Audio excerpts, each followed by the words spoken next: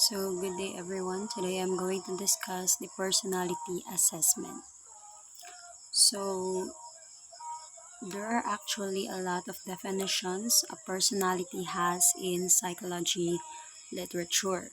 Karamihan sa mga definitions nito ay all-inclusive. Ibig sabihin like it includes everything. Sabi ni Menninger, ang personality is the individual as a whole, his height and weight, and love and hates and blood pressure and reflexes, his smiles and hopes and enlarged tonsils. So it means all that anyone is and that he is trying to become. But in this context, we will define personality as an individual's unique constellation of psychological traits that is relatively stable over time. So, this includes variables on which individuals may differ, such as values, interests, attitudes, worldview, acculturation, sense of humor, cognitive and behavioral styles, and personality states. So, every tao or bawat isa sa atin may iba-ibang interest sa buhay and hindi tayo magkaparehas lahat.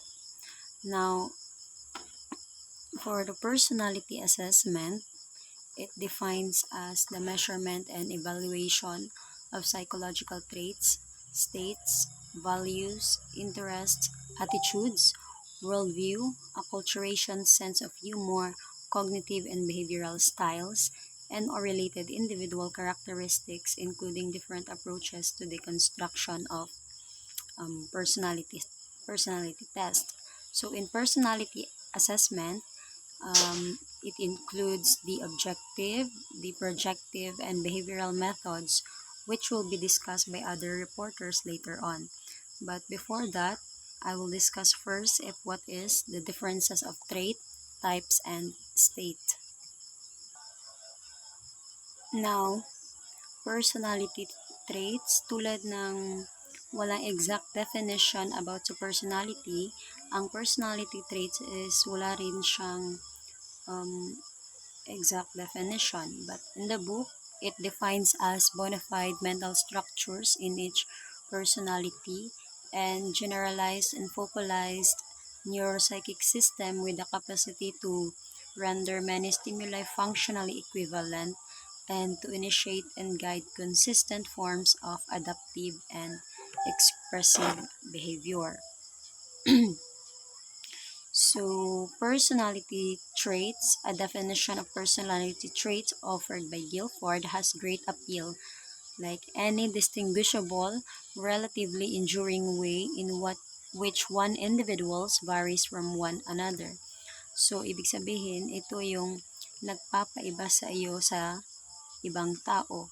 Now, when we say distinguishable, the behaviors are labeled with different traits are actually different from one another.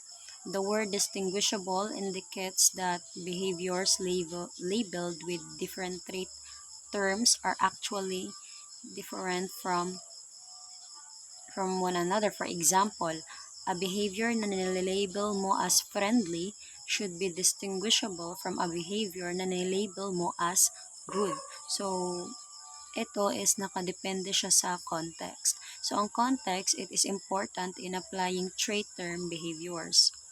So, the trait term selected by an observer is dependent both on the behavior itself and on the context in which it appears.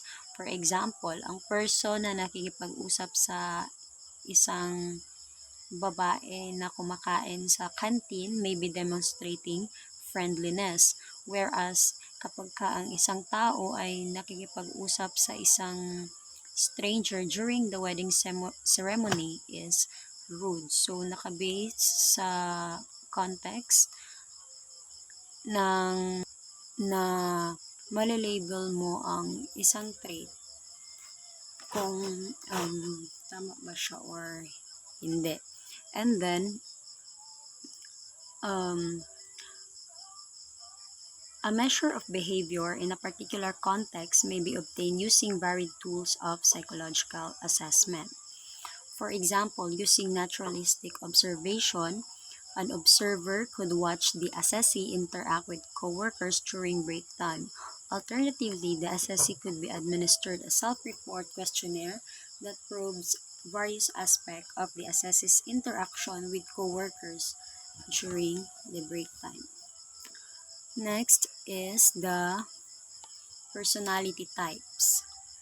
So personality types is a constellation of traits that is similar in pattern to one identified category of personality within taxonomy of personalities. So for example, describing an individual as depressed is different from describing the individual as a depressed type of person.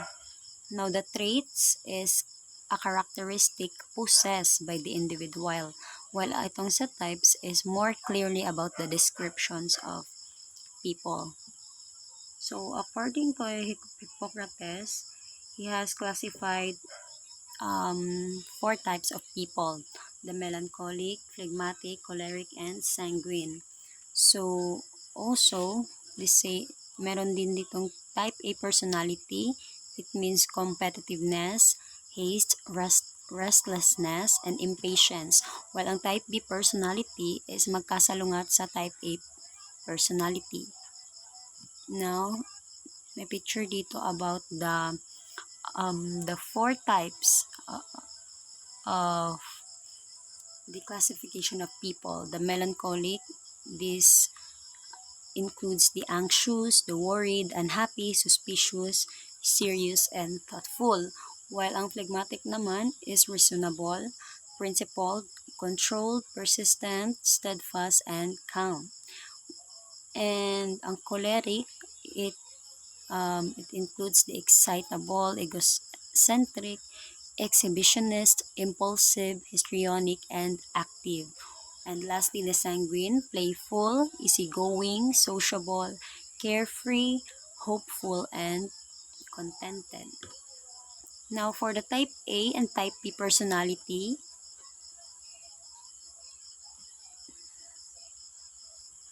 so saan ka ba dyan na belong? Type A personality or type B? Ang type A is self-driven and highly competitive, ambitious and goal-oriented, impatient and intolerant. Impatient kasi gusto nila ang lahat ng task na gusto is ma-finish nila ora-orada. And they are also aggressive and hostile, controlling and dominant, high risk of heart disease. They are entrepreneurial and workaholic. They have a sense of urgency. They are fast-paced and too busy to enjoy life. They are motivated by challenges and they are easily stressed out. So, madali talaga ma-stress ang mga type A personality na mga tao kasi nga um, they are parang nagmumultitask sila kasi gusto nila matapos agad-agad and ipagsabayin lahat-lahat ng mga loads na gagawin nila. While ang type B personality is less competitive and focused on enjoying life, easygoing, relaxed, and highly flexible.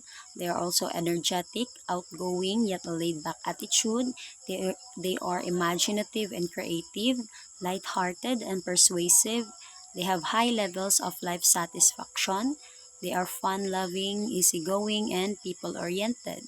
They are also enthusiastic and spontaneous, friendly and inspiring. They have self-confident and reflective. They are highly patient and less prone to stress. So, those are examples of personality types. Now, let us move on to personality states. The word state has been used in at least two distinctively different ways in psychodynamic disposition. Number one, a personality state is an inferred psychodynamic disposition designed to convey the dynamic quality of id, ego, and superego in perpetual conflict, where these are the three structures of personality according to Freud.